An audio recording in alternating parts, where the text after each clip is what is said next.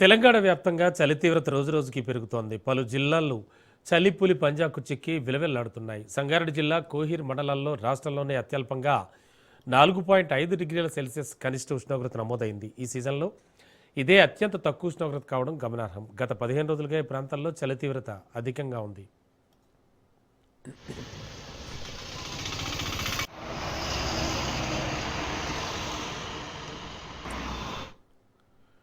అటు కుమ్రం భీం ఆసిఫాబాద్ జిల్లాలో కూడా ఇదే పరిస్థితి నెలకొని ఉంది. సిర్పూర్ మండలంలో 4.8 డిగ్రీలు, తిర్యాణి మండలం గిన్నెధరిలో 5.1 డిగ్రీల అత్యల్ప ఉష్ణోగ్రతలు నమోదయ్యాయి. అటు ఆదిలాబాద్ జిల్లా భీంపూర్ మండలం అర్లిలో 5.9 డిగ్రీలకు ఉష్ణోగ్రత పడిపోయింది. ఉమ్మడి మెదక్ జిల్లాలోని సుమారు 60 ప్రాంతాల్లో ఉష్ణోగ్రతలు సింగిల్ డిజిట్కే పరిమితమయ్యాయి.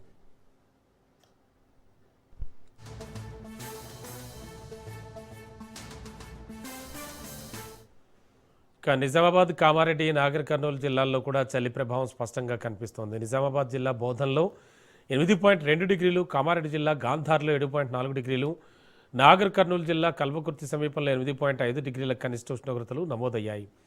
ఉదయం వేళల్లో చలి తీవ్రత ఎక్కువగా ఉండడంతో ప్రజలు, ముఖ్యంగా వృద్ధులు, చిన్నారులు తీవ్ర ఇబ్బందులు ఎదుర్కొంటున్నారు.